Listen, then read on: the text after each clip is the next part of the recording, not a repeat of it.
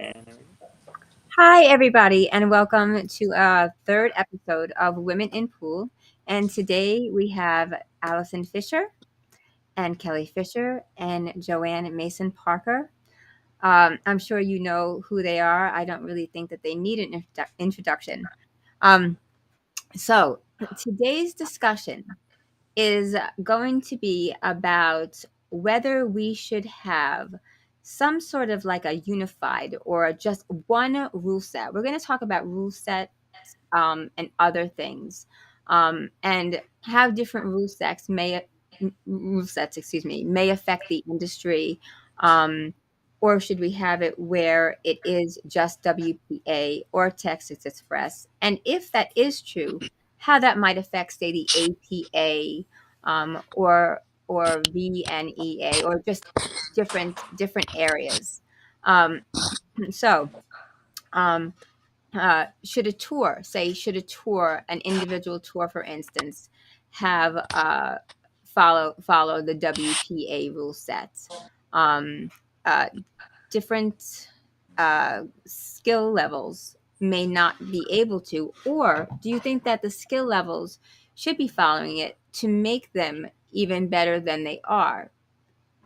So that's part of our discussion today, and another part of it is going to also be um, why, what our opinion is, and why we think, or why we feel the way that we feel. And we're probably going to piece off here and there. We're all opinionated women, strong opinionated women. So I know that we may not all agree, but we will all respect each other's opinions. That's for sure. So let's just go around. So Allison, would you like to start first and tell us what Sure. you think about? Yeah, Well, I and think one then of the problems feel free nine to anybody to please, chime if you have a discussion with Allison, feel free to go ahead. Hello, everybody. Hello, Mark, Russell, Steve, Kyle. right. I think one of the problems in pool is the 3-point rule, because that's come in over the last few years in WPA Mm-hmm. rules, which is when you break the balls, if you make one on the break, you have to over the line to still maintain the table. If you make two on the break, you Mm-hmm. still have to get another ball over the line. And I think it's a little heartbreaking when you see players that maybe heel, and then a ball hits the side pocket, and instead of going over the line, then they get that foul break or illegal break. So I think that has been a tricky one for Paul, because a lot of people viewing don't know what's going on. They see a ball or two go in the pocket, and then they don't understand why that player doesn't maintain the table. So I'd say that that's been a bit of a tricky rule. I don't know how Kelly and JoAnn feel about that. So that's one Yeah, of the things. please. Well, yeah, I totally agree. I mean, as a player, Ali, but we've experienced it on both sides of the coin.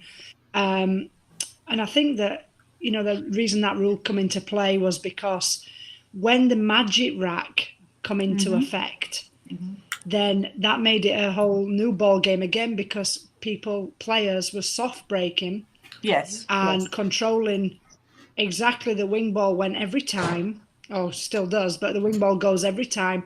And the one ball you literally can control by soft breaking a very pretty much straightforward run out, and that becomes quite monotonous, quite boring, and a bit unfair too.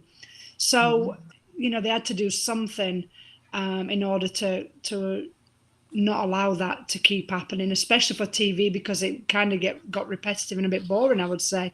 Yes, The three definitely. Well, point that's rule, low though, I do rack years ago. agree. Yeah, yeah. I do agree the 3-point rule has its pros and cons. And I mean, again, the pros being for that reason I just explained, to stop that from happening. And then the negative side being what you explained, Ali, being a bit confusing and a bit heartbreaking for players at crucial Yes. moments. Um, the one solution that the Europeans come up with, it's not actually come up with, they've been doing it for years before the 3-point rule come into effect, and that is the 9 on the I spot. know the spot. I That see prevents, that. that makes it, you have to do a cut break. You have to do a cut break in order to guarantee that wing ball, even with a magic rack. If not, it'll come up high. And, the balls, that cut break, it's a lot more harder to control. It takes a Yeah. lot more practice. and it takes a lot more perfection. So it makes a player have to really work on that. And it's a lot more random. Balls do seem to go in a more random place, but it's tough. It's tough, especially in America. We don't see that often happening in America. So what's your thoughts on that? Okay, JoAnn, please. I would chime in here and say that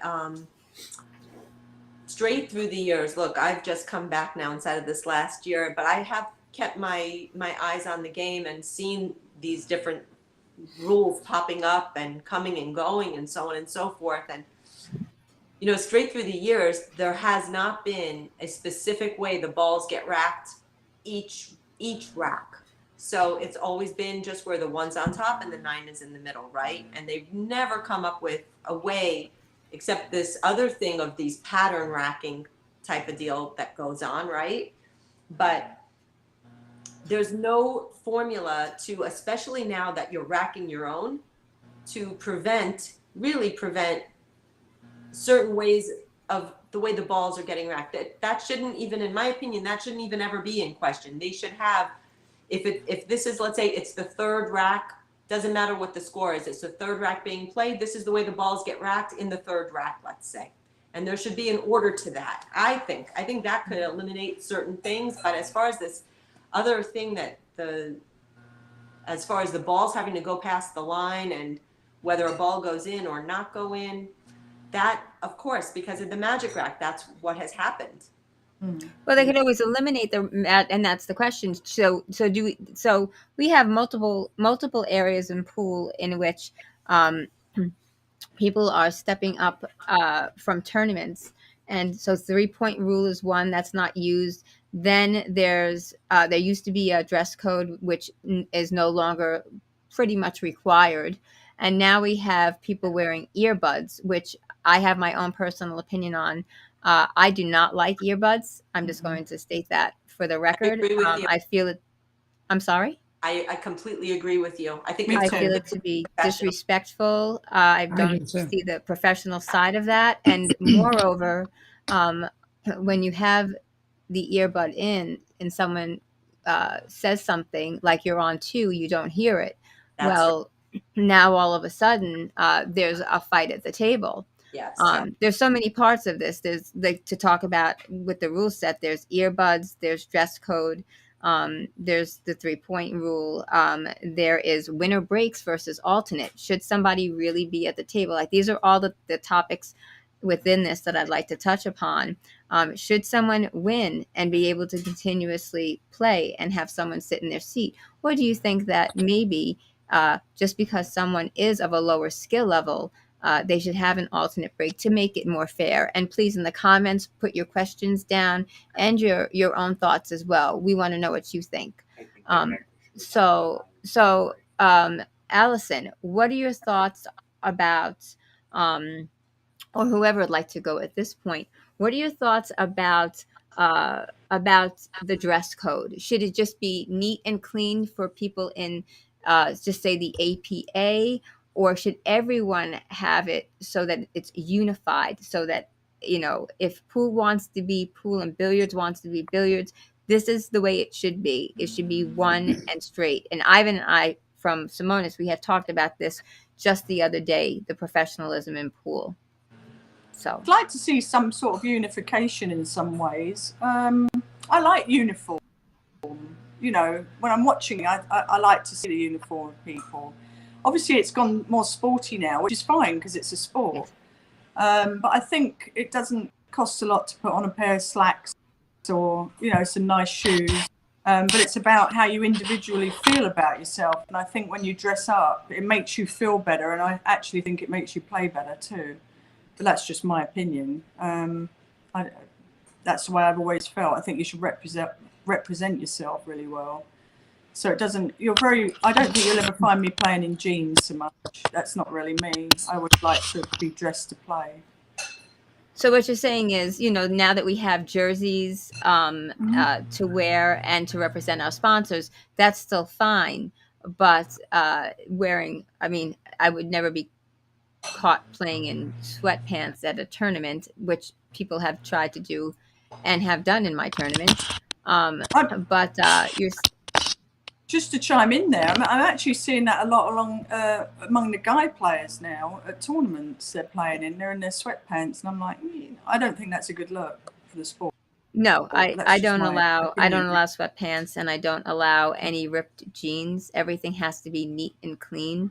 Um, because I have an amateur tour that I run. With that being said, um, I don't really know if just because you're amateur, it doesn't mean that you can't. If you want to be professional, the best way to become a professional is to take the road to professionalism, and doing that there's a certain road that you have to take, I and the think, road that you're taking is if I could there's say, multiple. I think that as far as the dress code is concerned, I personally, I believe that it really depends upon the arena that which you're playing in, what should be considered acceptable. And WPBA has done that straight through the years, right, Allison? I mean, I remember back in the day when I played on tour all those years ago, that depending on the arena in which you were playing in, determined what the dress code was going to be. But there was a Not certain really, level. not so much. I don't remember that because I mean, I think we played in pool rooms and we played in casinos. Is that what you mean? Depending on Right, exactly. And there were different levels of dress code when I played, which was before you. I mean, I retired at, you and I played in China, and then I retired shortly thereafter, after I had my son. So but since I came on tour, there was always like you have to wear slacks. There wasn't anything. But it was even more. It was even more dressy. Like when I played in New York City in the World Championships, the women were required to wear dresses. Like we were required to dress up, or you were in a tuxedo. Yeah, if you look back over time, billiards, all the old games, the older generation were in suits, weren't they, playing? Yes. And standing upright more and in their suits and ties. It's certainly changed a lot, and I think it went a little too low for a while. So I think the sporty look is coming in, and at least that's it's the same for everyone. They're getting the same type of shirts. Everyone's getting on the bandwagon of having that look now, and I don't think that's a bad look. Fan of some of these for the women. I think that they need to be geared more for a woman's body. Just my opinion. Well, I agree with that. More, yes, more fitting. Yes, yeah. Yeah, but it also depends on how comfortable a woman is with her body. Also, 100%. You have to be comfortable in what you're wearing. Kelly, any thoughts, please? Well, I just think when I first come on tour, the WPBA tour, I thought it was everybody was dressed very well. Over, like what you were saying, over the years, I did see it go down as far as it wasn't as strict and people got a bit lax, let's say. I do agree with you girls about it being somewhat uniformed. I think we've got to establish amateur players, and I don't mean this in any bad way, but amateur play and a weekly league match, for example, in a bar compared to in a tournament. So whether you're amateur or semi-professional or professional, a tournament's one thing and a league match is another, I think. So I mean, if we're talking about tournaments, I definitely think there has to be some kind of uniform, wear dress pants, shoes, and some kind of smart top. Now that could be like what Ali was on about, the more sporty kind of tops, or it can be feminine. You could dress it up or as much as you want, but I think the staple of it has to be the smart trousers and shoes, really. I think that sets it off to begin with. When you're wearing jeans or any kind of sweatpants in any shape or form, or these sneakers, the black sneakers that even the men are wearing in major events, and I know they're more comfortable, don't we all know that? But I don't really agree with it. I've got a pair of black Converse or a black Nike, but if I put them on, it totally changes the way you look, I think. And I think it should be smart shoes and trousers, period. Yeah. Wow. So I have a question. Is there a difference between, so when you were talking, Kelly, about tournament versus, a weekly, like, so you have your $20 weekly buy-in tournament at, Jack Bud's, whatever it may be, tavern. But when you go to a regular tournament, what actually distinguishes a regular tournament? Does it mean tournament via live stream, tournament via TV? Where's the cutoff in that exactly? Where would a cutoff be for anybody? That question. I have that question. Me or I just think a pro should For be anyone, I for think any a of pro the should be a panel. pro, personally. So if I'm going to just a Yeah. tournament down the road, I'm still going to dress the way I would at a pro tournament. That's just me. Ah. Okay. I agree. Okay. So if we were in what about a league? What about, would a league be any different from a regular tournament? I'm not in a league. Right. But do you think that Yeah. there should be like that should be incorporated in there as well, just out of curiosity? I think it would be nice if the sport was respected that much. It depends Yeah. what people. A lot of people go to play for fun. They're not being very sometimes competitive. It's a social night out, or they're going to meet people. That's the difference. They're there for other things. They're not there necessarily to play and compete the way maybe all of us would. Right. So, Well, we're looking at The it. thing is, that's right. The thing is, if you let's look at another sport. One thing that would be ideal for our sport is if it was like golf. If every player that goes on any golf course has to wear a certain dress code. But unfortunately, that's never going to be, because pool tables are in bars. It's totally different.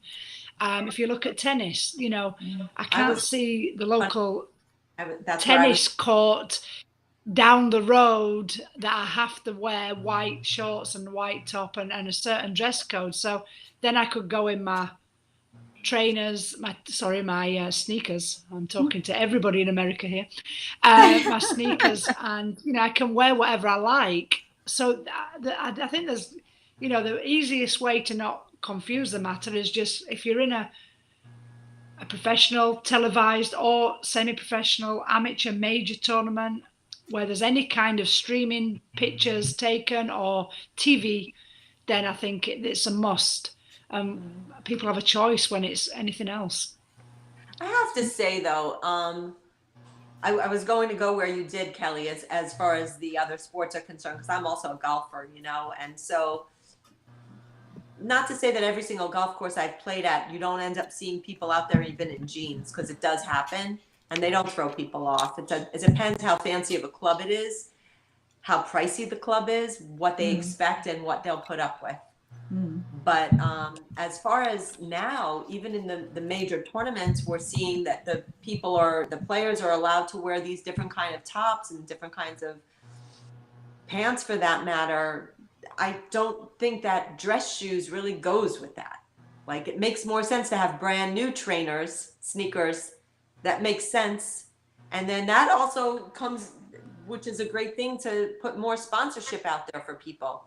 And maybe you can go to Nike, you can go to Adidas, you can go to Puma and say, look, this is how we dress now. This is what we do. We are a real sport. We need real comfortable shoes. Me personally, I can't wear dress shoes. I have a problem with my foot. I can't wear like a nice loafer, unfortunately. I have a situation with my toe. So I just can't do it. Well, But those are exemptions too, though. Yeah. I said that would be an exemption, though. I think that would be understood. I just read our rules, actually, WPBA Tour rules yesterday, just to refresh my memory, even though I've been on it for about 10 decades. No, but the rules have changed over time. So now they allow training shoes, let's say, sports shoes, as long as the sole, the top colour is the same as the bottom colour.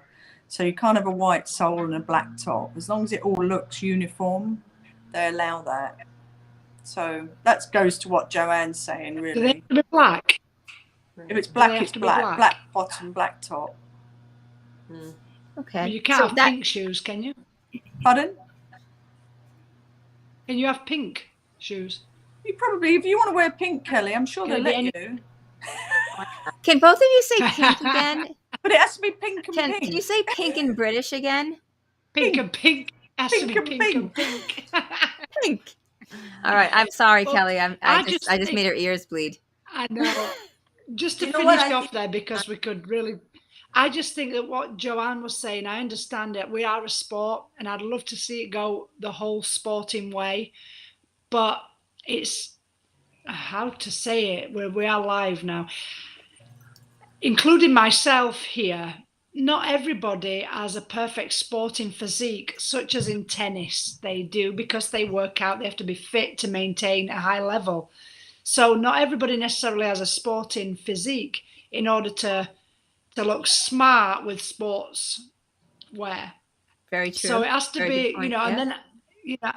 then I do like when we compare to snooker, that has a very smart, where you have got the dress pants, the dress shoes, even the waistcoat, the vest, and the bow tie. There's a couple of things about that. It looks a bit manly. There's a lot of discussion on that, but I like the smartness of that. So, for me, I like the sporty and I like the smartness. So Yeah, I'm very similar. that's where I'm leaving it. We've come from that background of snooker, though. It's a gentleman's sport. Very chauvinistic back in the day, but now it's changed. But even the women dress the same. And it's a uniform. It's back to the whole uniform thing, which I think we grew up with, didn't we? You had to wear it, and that was that. That's right. But you felt a part of something too. You felt a part of something really special. And then when I came over here, I wore that for quite a while, but then saw all the other women wearing completely different attire. So then I sort of changed over time. And I wouldn't say it made me feel as good. It didn't make me feel as professional. You were the odd one out, Ali. I know. Look, years ago in pocket billiards, you know this, that, I mean, I remember going to the World Championships and watching my dad play in New York City, and everybody was in a tuxedo. Mm-hmm. They had to walk in with their jackets. They were allowed to take a jacket off, but they either had to have a cummerbund or they had to have a vest.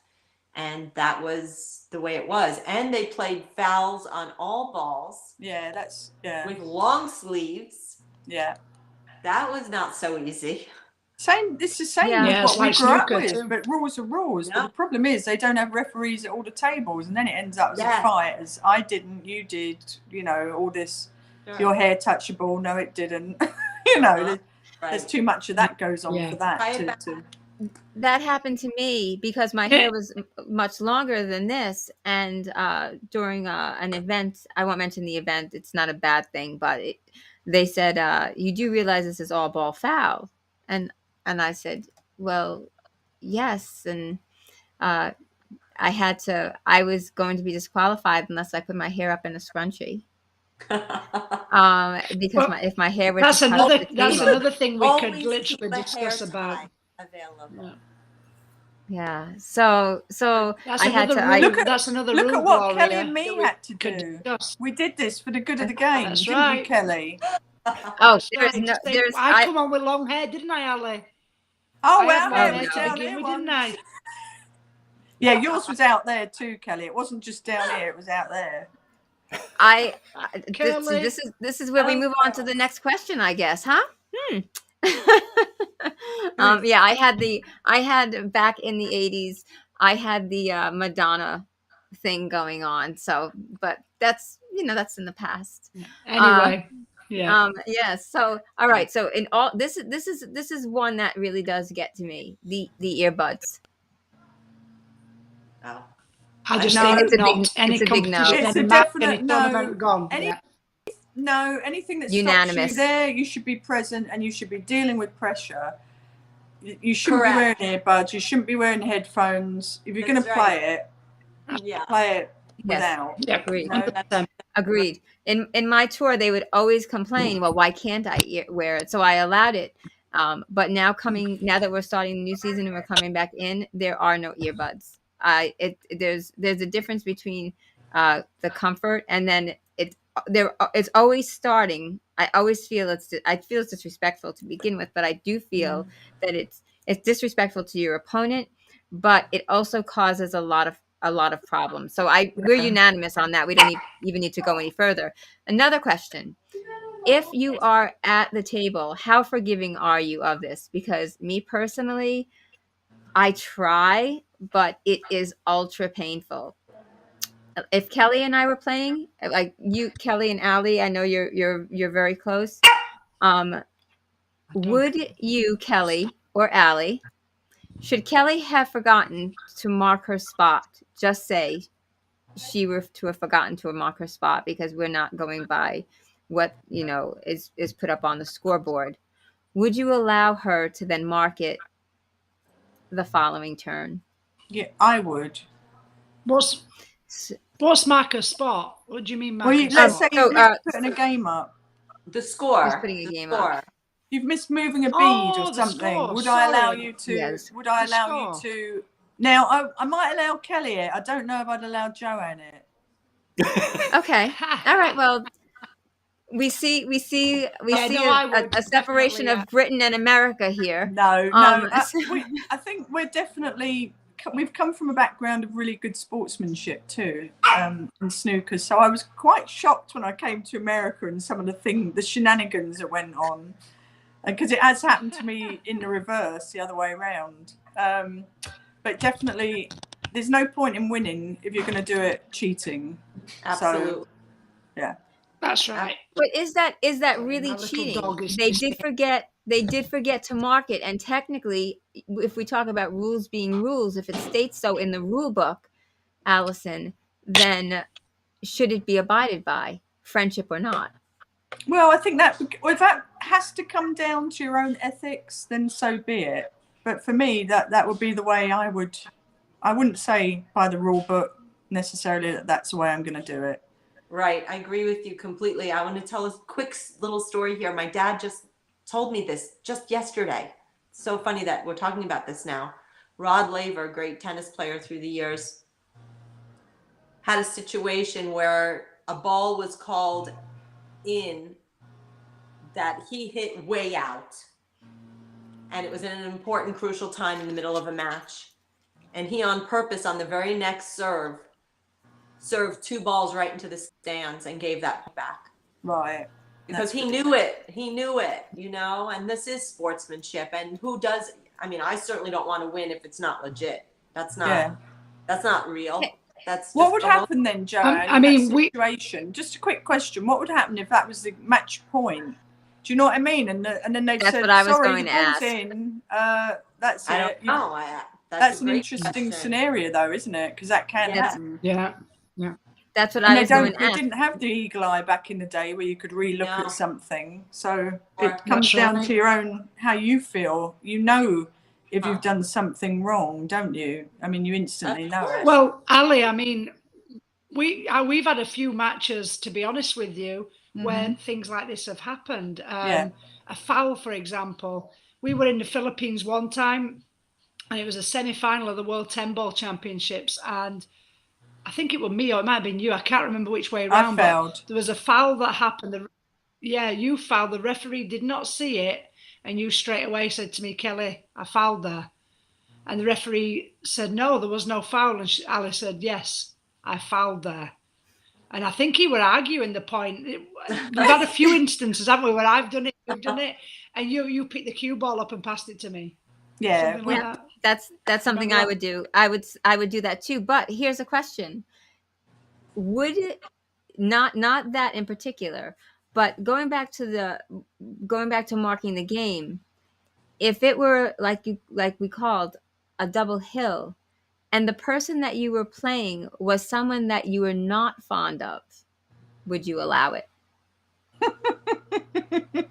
We have to be honest here, because you know that the emotions come into play at some point. That. No. It's nothing to do with that. It's to do with how you would like to win, knowing that you've kind of cheated somebody out on what they should have won. Really.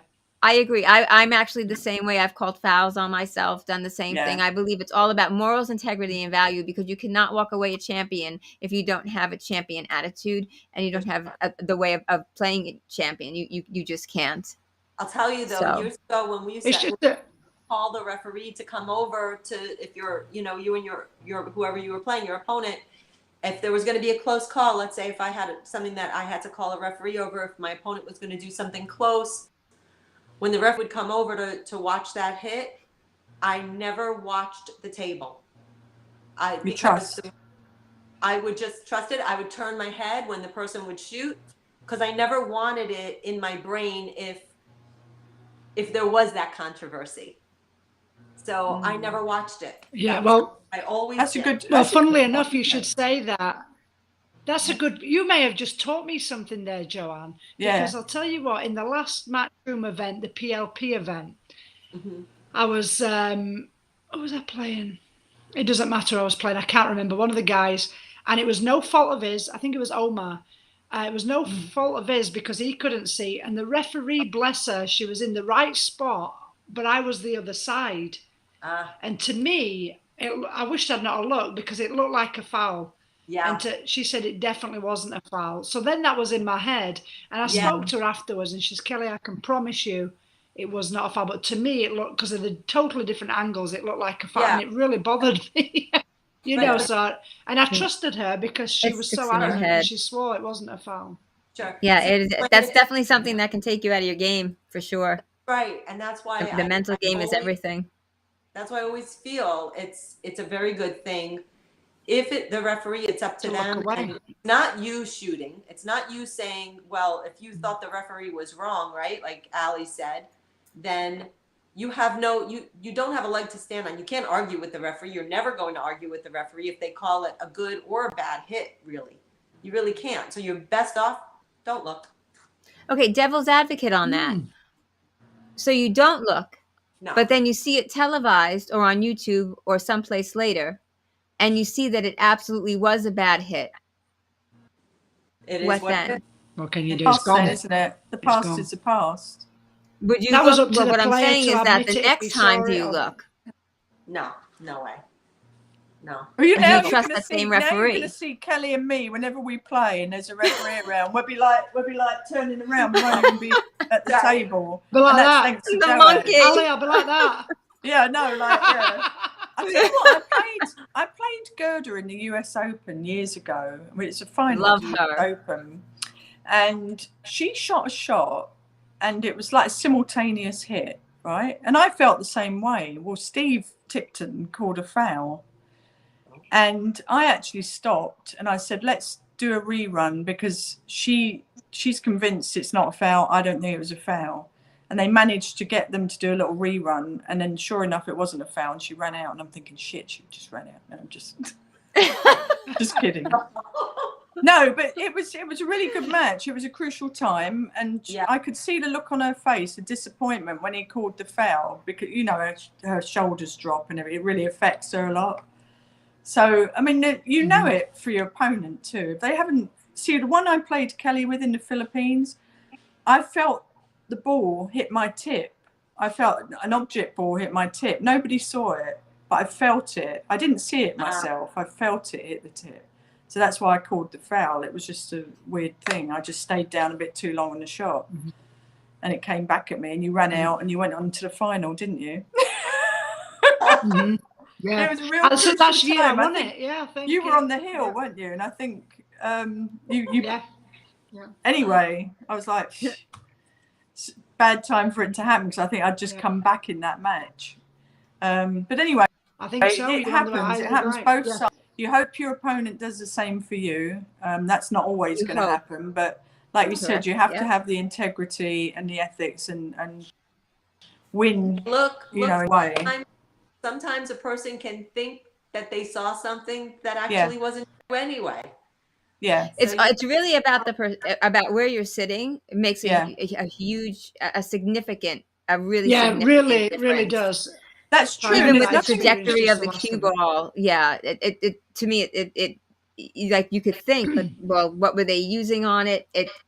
It's all about where you're sitting. It really is.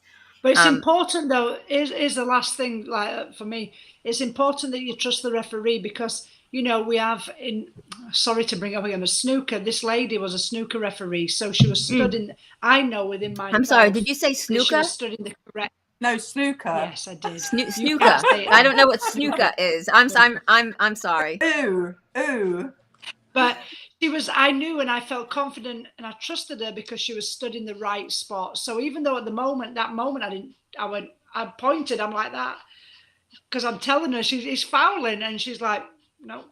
So I had no chance. And, I spoke to her afterwards and she was stood in the correct spot. Now, it's very difficult not to look if your referee's not in the right spot, and you're thinking, Yeah. is it going to be a foul? And he stood at the wrong end of the table, for example, So Is it it does okay to depend on the ask the situation, referee? I suppose. Is it, ladies? Is it okay to ask the referee, to say to the referee, I think you maybe should be standing over there"? What about that? Ooh, Ooh, well, that's a good that's a idea. that's That's another yeah, question. but you've now made an enemy. So so what do? Isn't it's that definitely Because going to not that be a foul. that referee's going to give you the stink eye anytime right? that you're there, and you're just going to try to not look, but you could feel the laser going into the back of your head at that point. Um, okay, I have another question about 9-ball, 10-ball. Oh boy, here we go. Thoughts about 9-ball being just 9-ball. I remember going back to Darren Appleton when Facebook first had its live feature, and it was amazing. And Darren Appleton came on, and he was answering questions. And by the way, we haven't gotten to any of the questions yet. But Oh, where did Allison? Oh, there she is. Hold on 1 second. Trying to hold on. Okay, there we go. All right. So You're back. I was thinking I was moved- going to take I've a moved restroom over. break, but Ali was there. Hi, Kelly. you out. It's like I don't know what show that was, where they had the family Brady and Bunch. Brady Bunch. yeah. So Darren Apple and I said, if there's one thing that you could change about the game of 9-ball, what would it be? And he said, call the 9. And I went, I really like Yeah. that. And I started to incorporate call the 9 because I thought, it added just a slight bit of skill, a slight bit more skill, excuse me, to the game of 9-ball. So I remember saying that to Gloria Jean, LJ, when I talked to her over the phone and asked her about being on the panel. She's like, nope. I said, what? She's like, what do you think that's 10-ball for? And I went, excuse me. So that's why I really wanted her for this. We might have to have a part 2 just so she could have her say in this. But what are your thoughts about 9-ball? Being that 9-ball can go anywhere on the table, even though it's the money ball and it is the ball.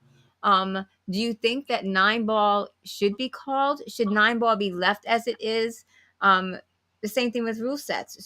Should rule sets be left as they are, or should they be modified at some point? So thought on 9-ball, on the 9, and call the 9, or should we just leave it straight as it is? And then I had a question about 8-ball too. Kelly and Allison keep going in and out. They're going back and forth. If you notice that, they're taking turns on that. We're a tag team. Tag team. It's yes. I actually think 9-ball should be called. I think it's been very sloppy looking at somebody flute the 9. I don't like that. So Definitely. there was set tournaments we played in.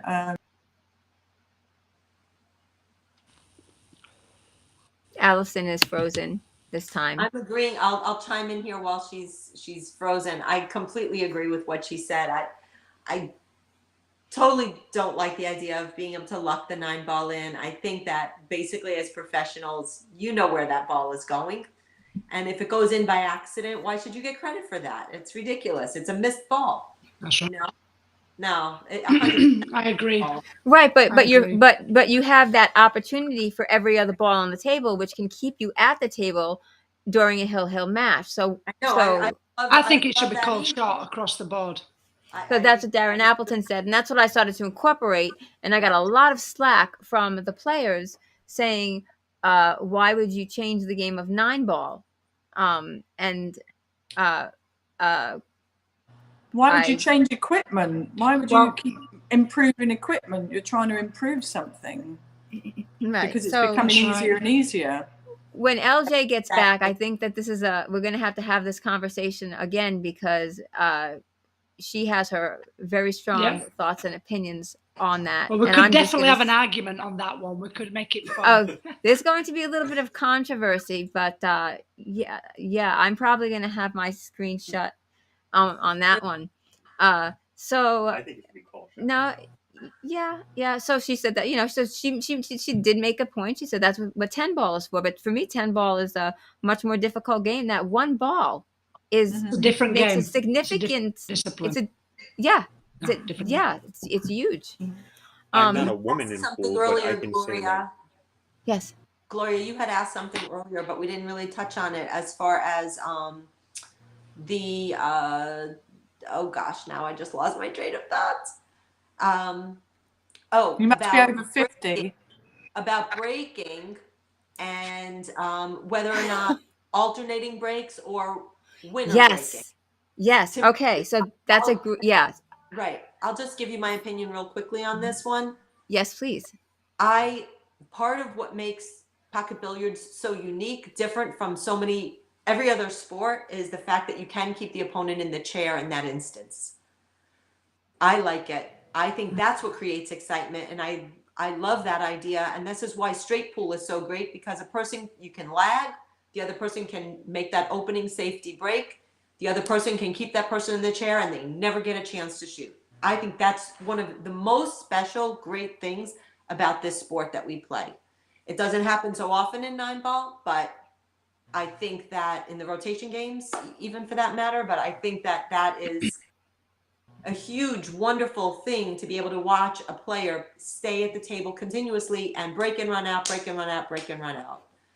That's Yeah, I'm I think I'm that a bit mixed on that, because so am I. when I Me first too. came over to America, it was win and breaks, which obviously is fantastic if you're playing well. It's wonderful, but also Not if you're records are not if you're made. Gloria, but yeah.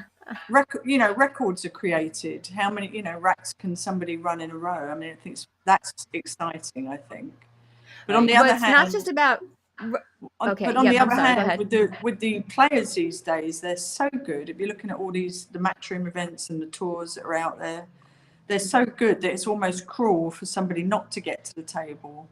So I'm a little bit mixed on that. I'm not really sure which way I fall there. Well, the thing there is, if you're going to be playing winner break, right, and you're abiding by a specific rule set, which is what we're talking about, we're going to play winner break, then again, we talk about rules being rules. So if we change it to alternate break, um, the thing is if we so I'm really mixed on this, because if you're playing a handicap tournament, that's first, which I know that you don't, but just go back to the younger years. Maybe some of you even didn't even then, but you're already getting a handicap, and now you're allowing an alternate break on top of a handicap to even things out. um so what is it really giving the person? Because then they're like, oh, I beat so and so, but did you really beat that person? Because they gave you something that would potentially make it equal, on top of which there's an alternate break. So I don't know. I'm struggling with this with my tour.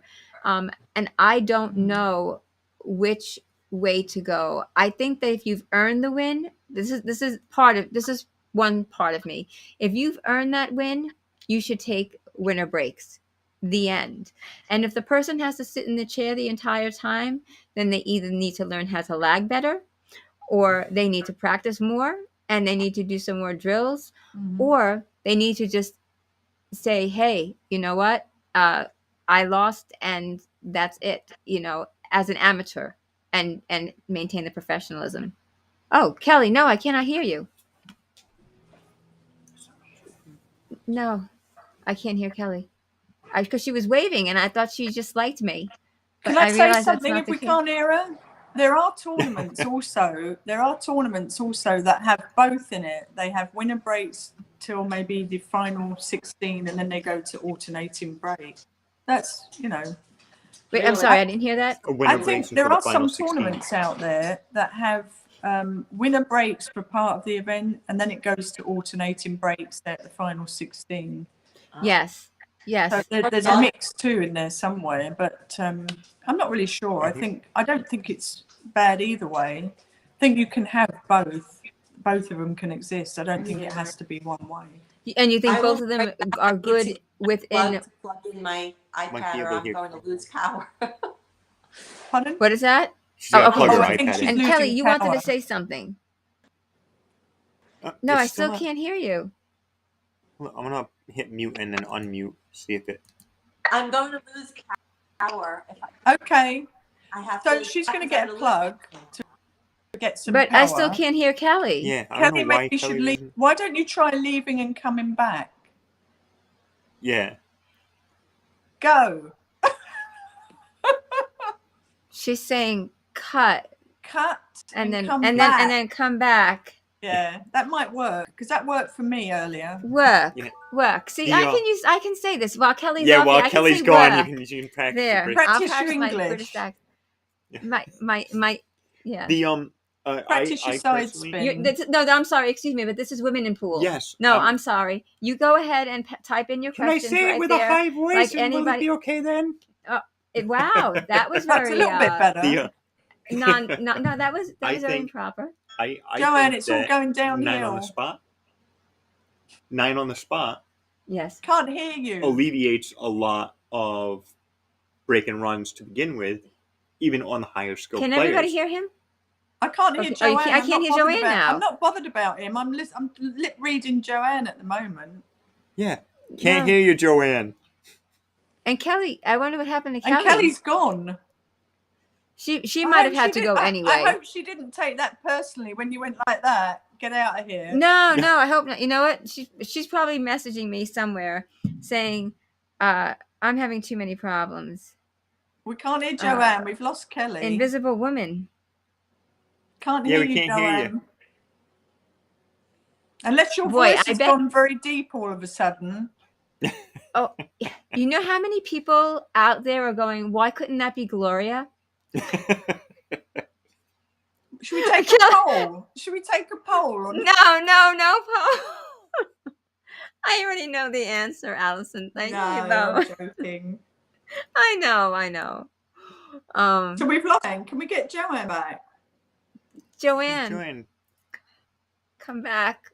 Go out. Come She back. looks good. We just can't hear her. I love her shirt. can you hear us, JoAnn? Yeah. Try going out and coming back like This Kelly Kelly. just did. We're gonna see if Kelly's comes back. Oh, there's Kelly. Look, Musical windows. Here we go. This is Kelly. amazing. Kelly.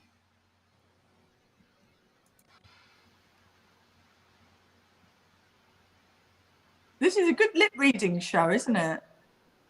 Should we charade the rest? Yeah. Yeah. Please. We could write notes and put it on our. I was just getting the. Oh, I think Kelly has to go. Oh, you've Yeah. got to go. Oh, hold on. Let me just write something to Kelly. Like scuba diving. I can't breathe. Kelly, you got to watch out because I think she's going to try to write it with a British accent. Okay, that was. Say that, Kelly. Talk to the hand. You can't. Oh, on it's a green color. card. Nice one, Gloria. Oh my god! My God! I can't even say it. Bye. But Kelly's got to go. I'm trying to write something to Kelly. Let me use the yellow. I just picked up the first one. She can hear you. There we go.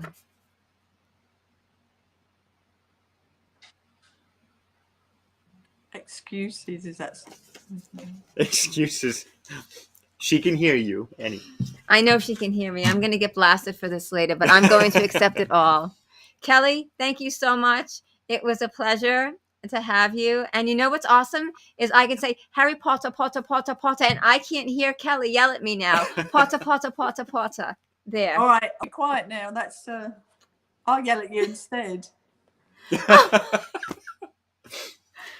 thought that Allison was okay with it. It's all right. Hey, buddy. I'm only joking. Thank you, Kelly. Yeah, thank you. And we got to figure out why And JoAnn. I love to baby. JoAnn Okay. wants to say more, I think. I think she hasn't I said enough think- yet. I Yeah. think she wants to keep talking. To think I that I've think been the that's the most New quiet. York, the New York in her. Is it the New Oh York? my god. Not Oh my gosh. Yes, I'm from New York as well.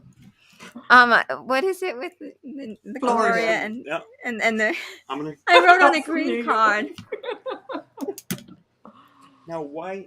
I can't Now, it was win. after JoAnn plugged Hold in. on, it's just now we're down to 2. It was after JoAnn plugged Ah, in. so It's like the Hunger Games. but I do want to say this. I actually, Yes. going back, because we didn't say enough about it, I actually like the 3-point rule, playing it. I like to play it. So that's, a good thing, because I think, like Kelly said earlier, with the Magic Rat, which also I like that too, because the balls are frozen.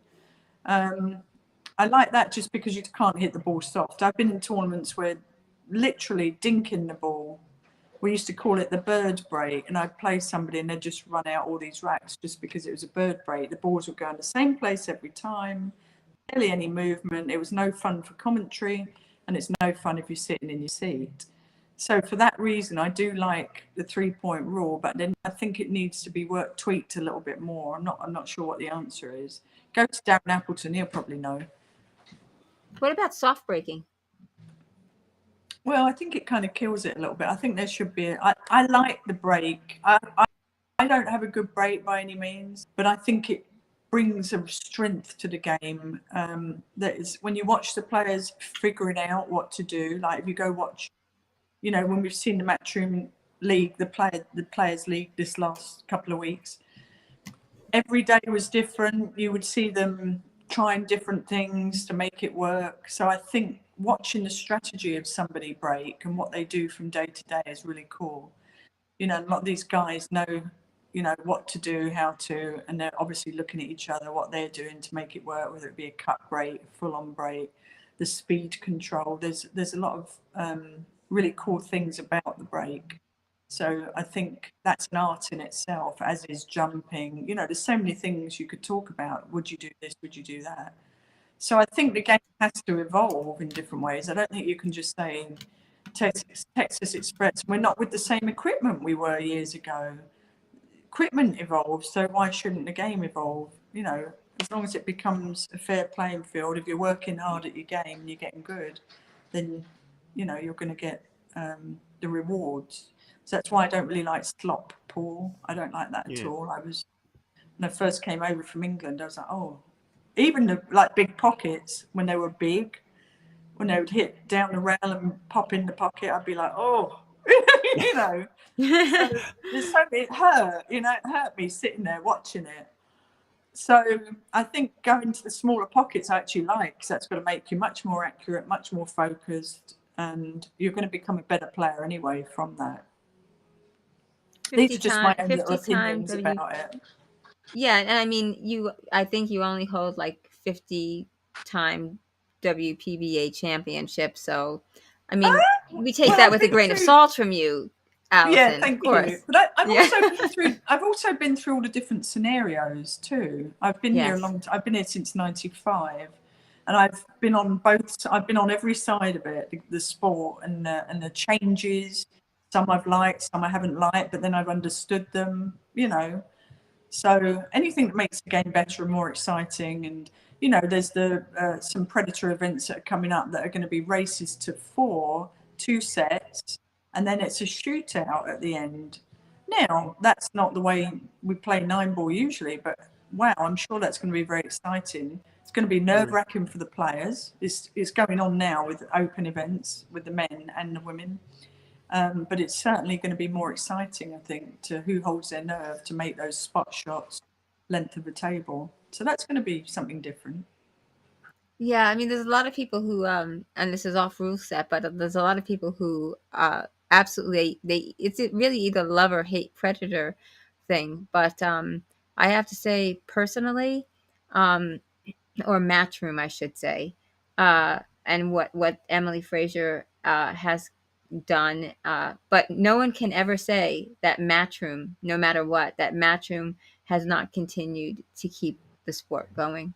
Well, there's no doubt in my mind that over the next 5 years, that the players are going to really, really benefit from what they're doing, because if they get involved in something, if Barry Hearn gets involved in something, he'll make it happen. And I think the If who players will does? start I'm to earn sorry. he'll make it happen. I think the players will start to earn a really good living. They're playing more frequently.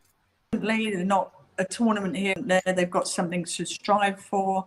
And what Matchroom has successfully done this year, and I don't know how it's going to work out, because again, they're early in the game in some ways, not obviously in Moscone ways, but the ranking system has to be unified, which they're trying to make that happen, to make it fair for those people who get in the Moscone Cup, instead of random picks, and if somebody likes somebody, they get picked.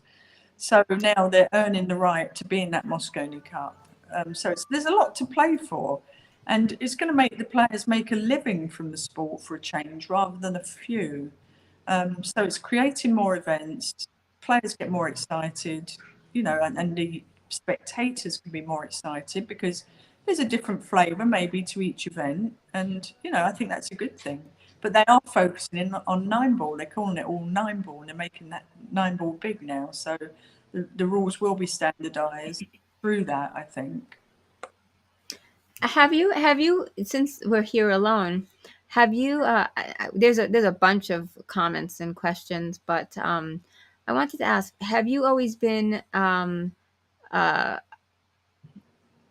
know you started with snooker, Karen Core, Guy Young was what, three cushion. Yeah. But if you could choose, just out of curiosity, right now, one game that you think should dominate the billiard industry, what would it be? Would you mean in the pool game, in the pool sports? Yes. In pool? Yeah. I think 10-ball gives you a bit of a flavour for everything. It's got the safety. It's more difficult to break the balls, make a ball, and be guaranteed a shot. I think 10-ball is probably the fairest of the sports. For spectators too. But I love 9-ball. I think it's so offensive, but then the discipline, the safeties have to be extremely good.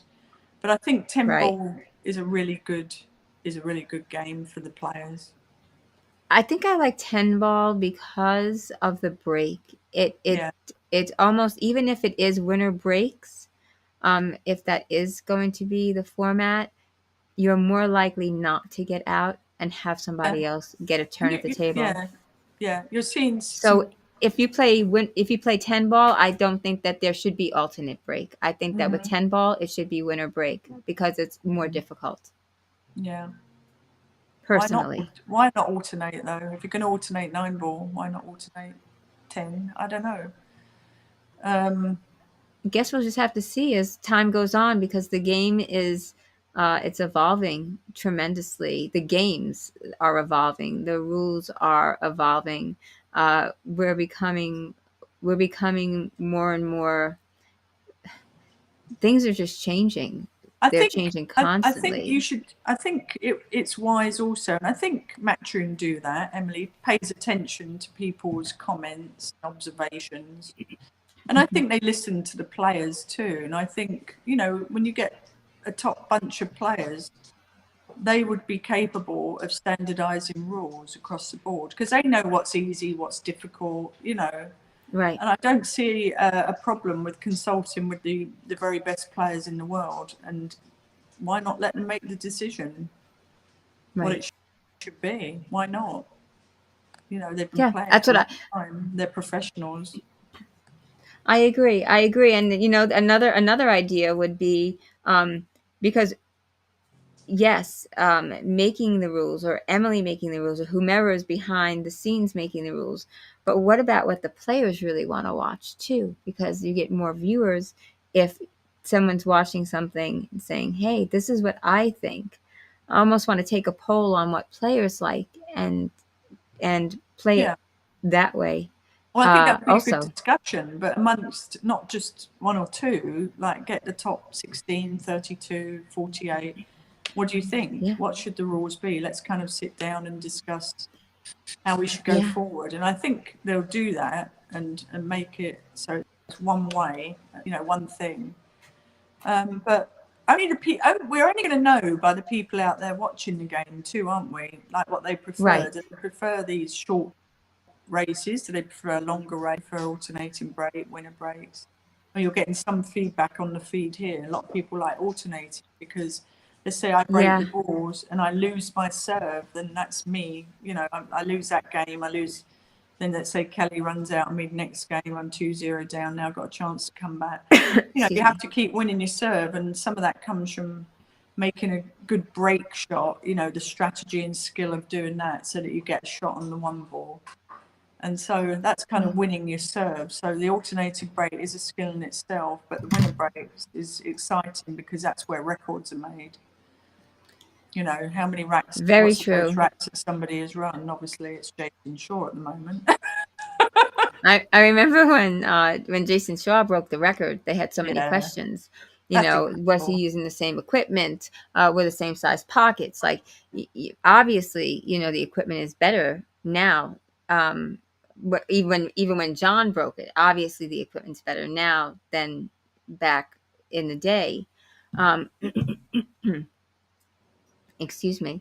But do you think that people should have to, if they're going to do something like that, that they should be playing with the same size pockets, the same equipment?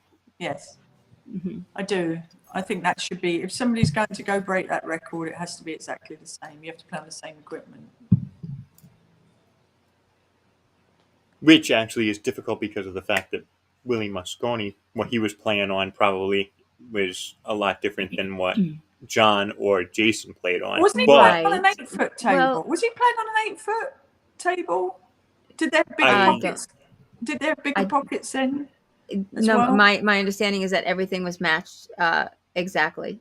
That's my Jason, understanding. I think for Jason, it was. I don't know about John. I don't know about John. Yeah, I'm not 100% sure with John. We should have Jason, we should have a room that's the record-breaking room, shouldn't we?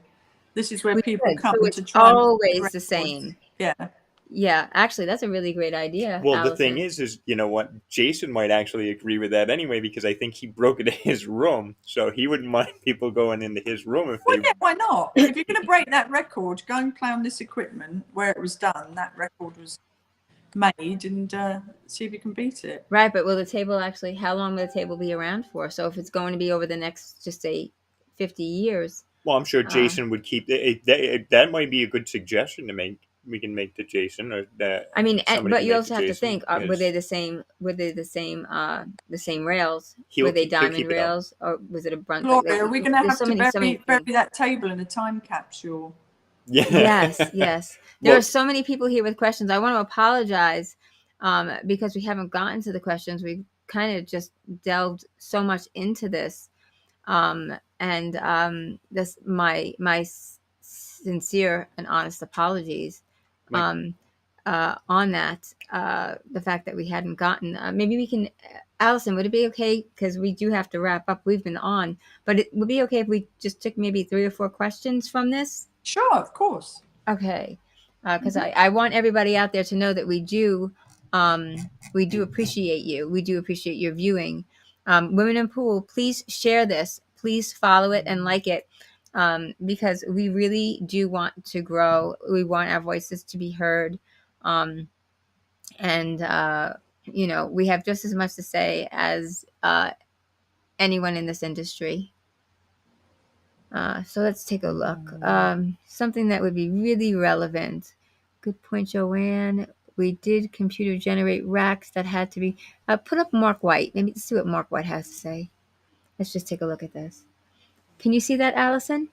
Yeah, we did computer generated racks that had to be used. We had 32 unique predetermined rack packs, and no 2 were the same. Just rack them with a triangle. No check-in. Just break them. Yeah, I mean. So generated racks, so the numbers all put in different positions, not always the same. I like that. I don't like the first rack should be this, the second rack should be that, the third rack. I'm okay with something like that, where you're just random orders, but the same for everyone. same that for was everyone. and that was what Yeah. JoAnn was So saying. let's go to Kyle right there, because I want the people who have been waiting the longest. The magic rack is a great idea. Seems the unintended side effect in this issue. So it's kind of like almost like a collateral damage type thing. I am all for going back to the wood, plastic, whatever rack, and no manipulating the rack. Well, the thing is, though, is like Allison said before. I mean, the game evolves just like any sport. It evolves. It's going to evolve, and it needs to. And you know, the equipment's going to get better. Things are going to get better. So you just need to learn how to deal with the evolution of the game And like really adopt and adapt. the to 9 on it. the spot is I've always been a fan of the 9 on the I spot. like I that think 9 on idea, the the spot 9 is on good. the spot. Yeah. I like the 9 on the spot. Yeah, I played 9 on the spot, and it's not nearly as easy as No, it cuts down on break and runs, so that also takes care of a little bit of the issue of winter breaks, alternating break as well.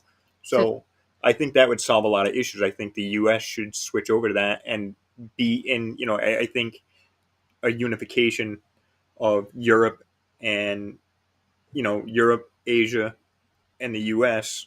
because they all do that over there. I think it's not just Europe. I mean, like Asia does it, Europe does it.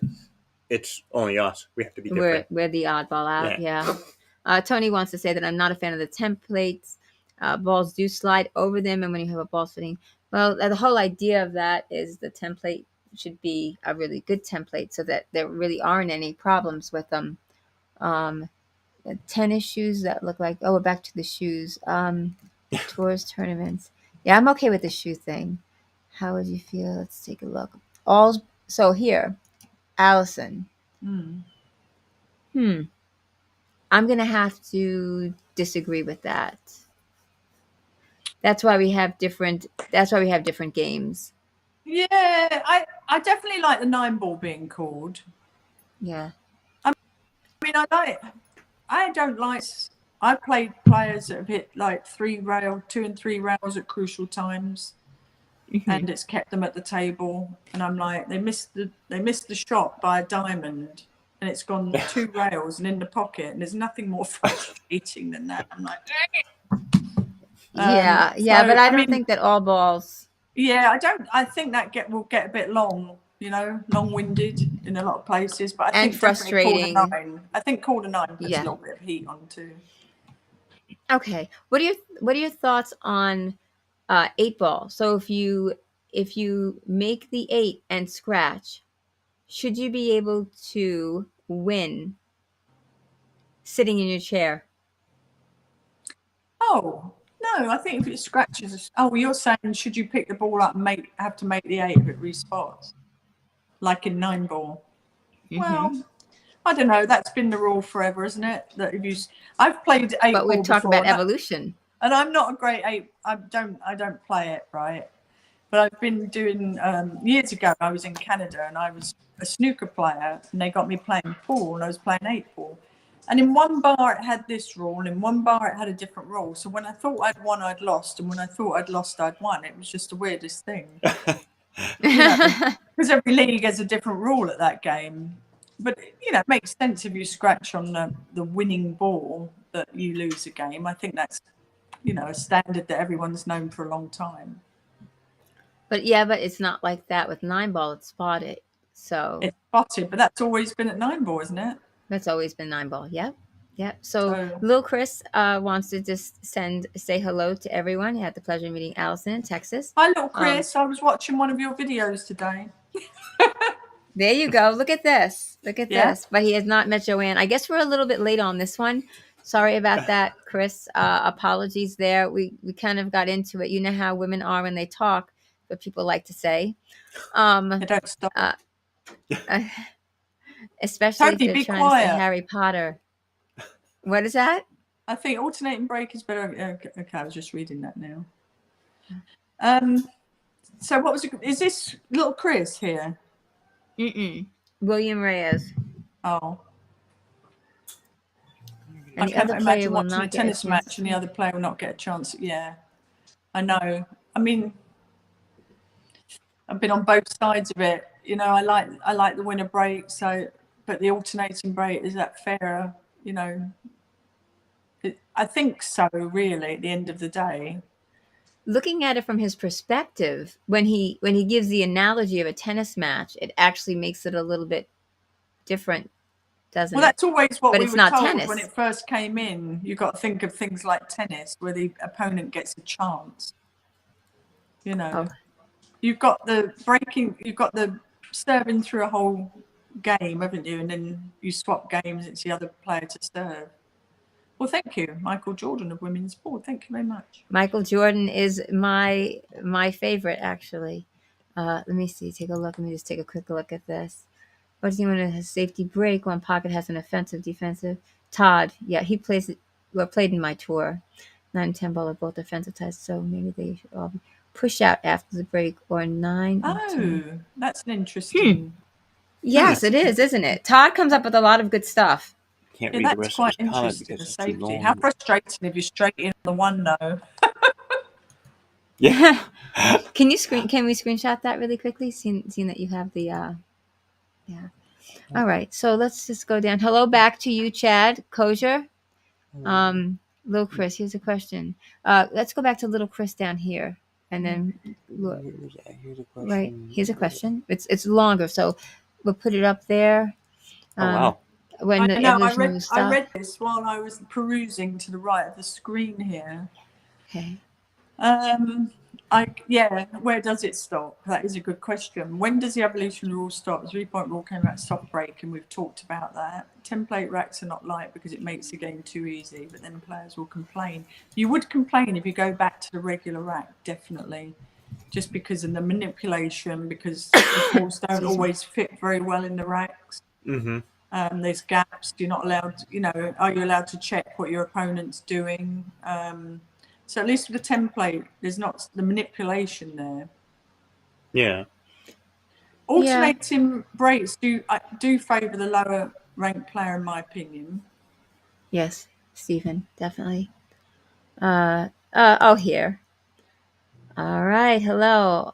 Love the concept of the show. Thank you, Ed. I appreciate that. Ooh. Go women. That Beautiful. Oh, that's cute. Thank you. okay. That's Ed Ladawi. He ran the NBL. I was Sandcastle billiards. I know, Ed. and he had Sandcastle Billiards. Yeah. The Hey. NBL. Oh, look what we have here. Remember this, Allison? I so Yes. remember. The Sardo Yes. rack. I Well, that's why liked I it. mentioned it earlier, because it's the same situation as the template rack, right? But the Sardo rack made little divots in the cloth, little. So not exactly the same. I'm just going to but put the these idea. up there. I just want people to be feeling like they're Yeah. being heard. I'd rather see alternate break. It seems like there's feel a lot of people in favour of the alternating break. How about the person who is behind breaks? Steve Jennings. He's a master PBIA instructor. He helps run tournaments for me out of Florida. I'm not sure I understand that though. I'm not. We need a How about the translator person- on that one. Well, maybe it was in the thick of when we were Like a talking, conversation, yeah. the conversation, and we said something, and it was in return to that. So I our am a apologies lower- on that, Steve. I'm a lower skill player, and I prefer winner breaks. I might be odd out on that, but I would always rather, if have I'm going to lose, and because somebody ran 8 racks in a row, I'm fine with that. somebody's But if that I good, can catch yeah. a gear and I can win 3 or 4 in a row, I would like the opportunity to do that if I'm behind. It's a kind of a That's very true. yeah. There are tennis shoes that look very much like dress shoes. Really, where does what distinguishes tennis shoe from dress shoe? Actually, would it be the rubber? What actually does? I guess. Not I think sure. it's just the look. So- of it all. The sole, what it's made of, I guess. Yeah. Tony, I'm not a fan of the template racks. Tony Russell is my custom queue sponsor.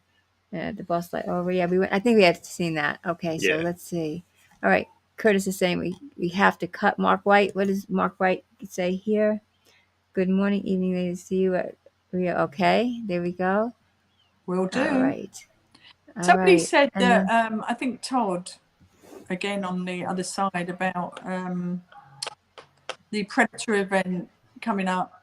You know, there's lots of those Predator events, Opens and Women's, and about the races to 4 and then the 1 game playoff, saying it's not pool. I mean, it's just somebody who's come along with a concept, right? They've come along with a concept, and it's almost copying the Tournament of Champions. It was the same idea, except they have a shootout at the end of it.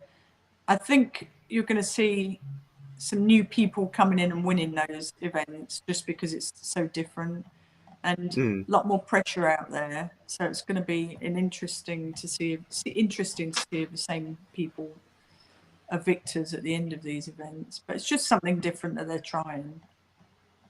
Yeah, I think they're just trying to, and that's. I mean, I like it in a way. You know, I mean, they're trying to find what's going to work, because if people aren't watching, if there's no audience, then, you know, if the audience isn't interested, then the sport's going to die that's overall. exactly my point. So they're It's trying to about bring what the audience yeah. wants. That's why I Yeah. said Well, we I should mean, to an probably extent. censor. Well, we should probably ask the audience. Yeah.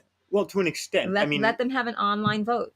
yeah, and you need give them options and let them have an online vote, but maybe don't give them anything outside of what's there, and then we'll see what's more popular. Todd, single rack. Hold on one second. Todd usually has some really good stuff.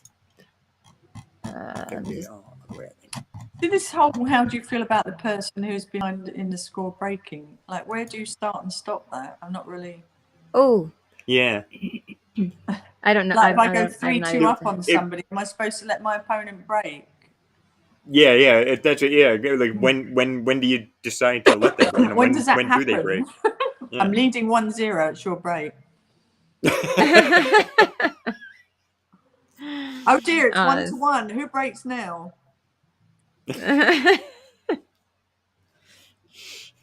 Single rack shootout is okay. In a single rack, there is an offense and defense. There are multiple things in a game of pool.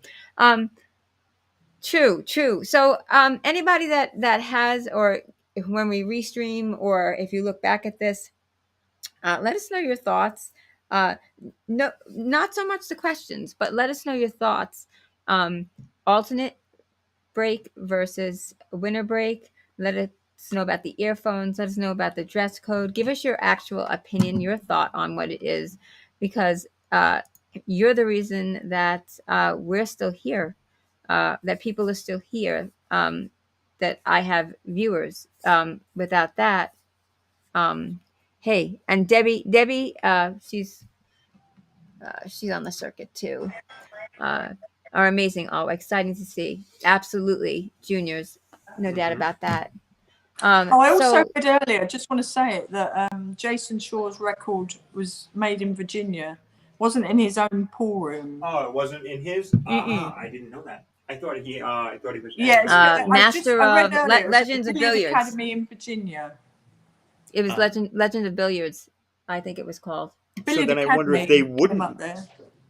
I wouldn't mind. I wonder if they wouldn't mind keeping that table if they I would think do they something are. like that, so that it can be done consistent. You know, on something consistent. Well, I think didn't Shane go out there to try and break it for a while? I think they had Shane. players out there to try and break that record in the same place. Yes, it was the same place. And I remember Shane being there. That's why when I heard it was at Jason's, I was like, did I must have missed something, because I watched Jason over those days. I was sharing that. I was watching him, and it was the same exact place. It was the same setup. Yeah. The banner was the same in the back. The balls, everything was. Yeah, that's why I thought he was at his place. And Jason's not a 14-1 player. No, but Jason He's a great has shot maker. They call him the Eagle Eye for a reason, though. Yeah. I mean, he really does has an excellent eye.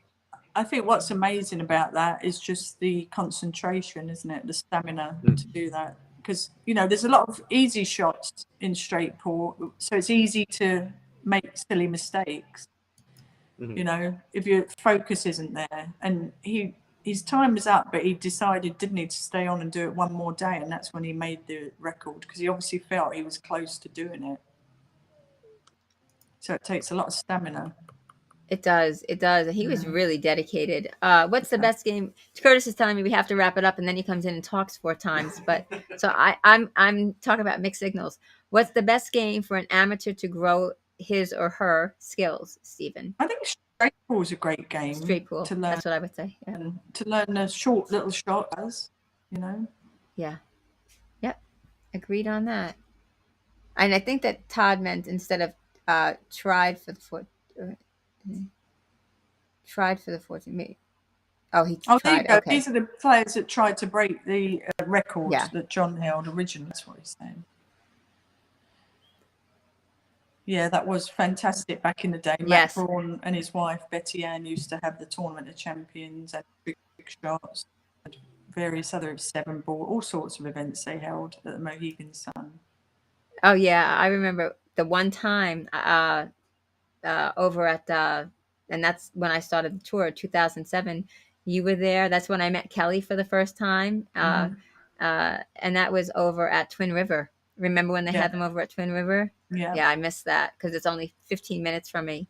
No earphones. Agreed, Ed. Unanimous there. absolutely, 100%. Right. No earphones, no headphones, no earphones, no Yeah. phones. I mean, no.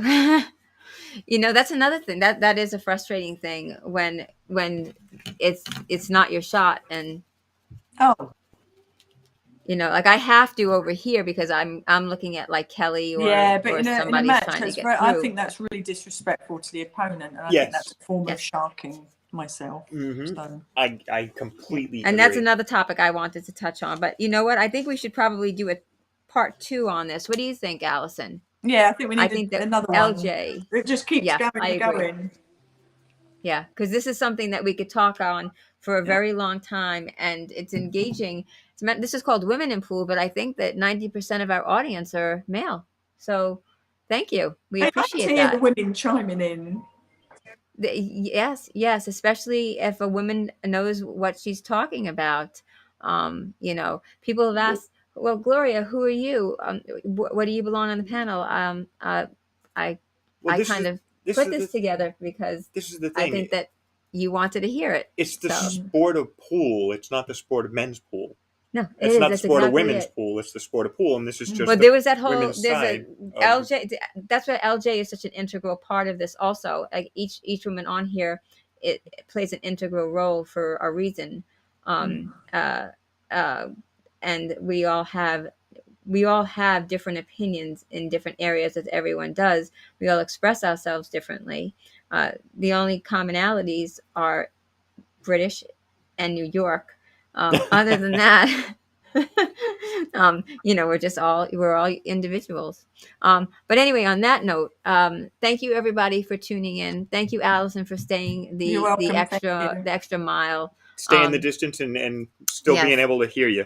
Our next episode is going to be the 24th of March, and that's going to be at 6:30 p.m. We're trying to alternate because Kelly is. We want to remind everybody that Kelly is not living in the U.S. I wish she were. God, that would be fun. But Kelly is not living in the U.S. and she is 5 hours ahead of this time. So we want to give her a special thank you for staying with us, with all that she has to do, and staying up, late and doing what needs to be done. But so I don't know if Kelly would be with us again that time. I don't think she's gonna. She's going to be sleeping. I wish she were. At that time. So I'm thinking about Allison. I'm thinking about maybe changing these to potentially Saturdays, so we can all, or like a weekend, so we can all have a chance to be able to speak.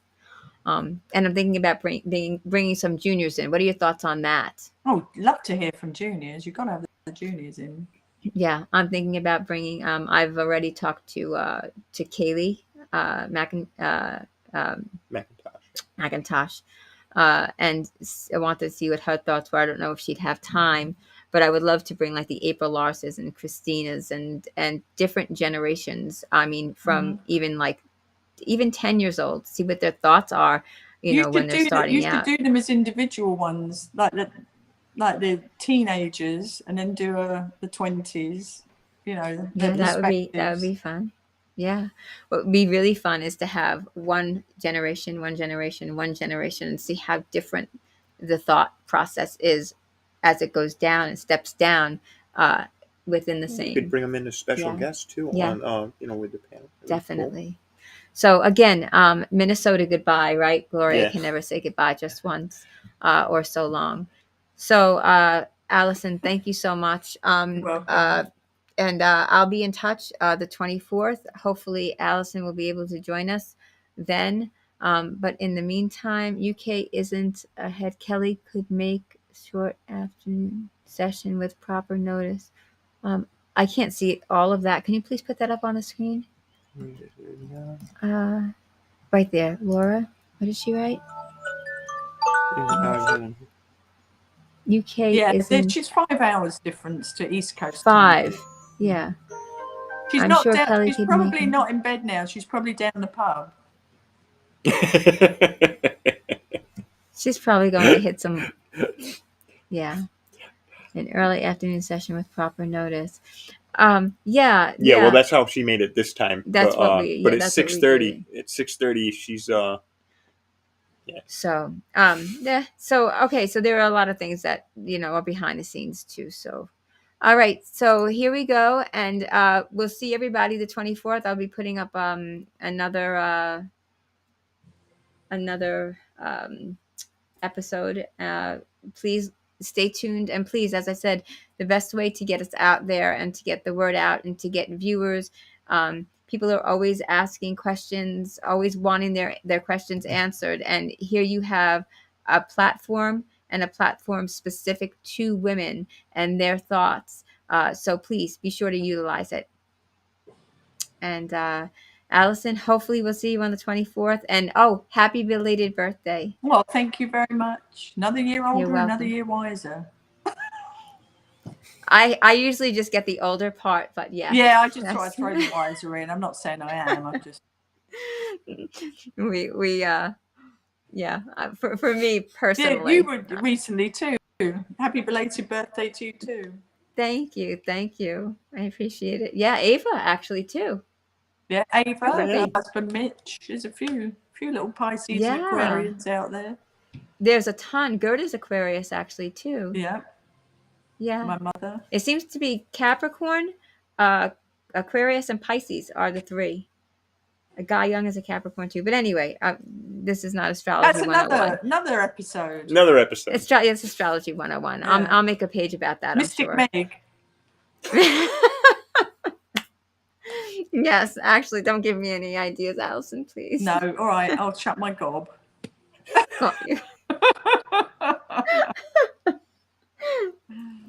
All right, we are really, really going to go now. Yeah, we are going now because it's going downhill. It's all going downhill.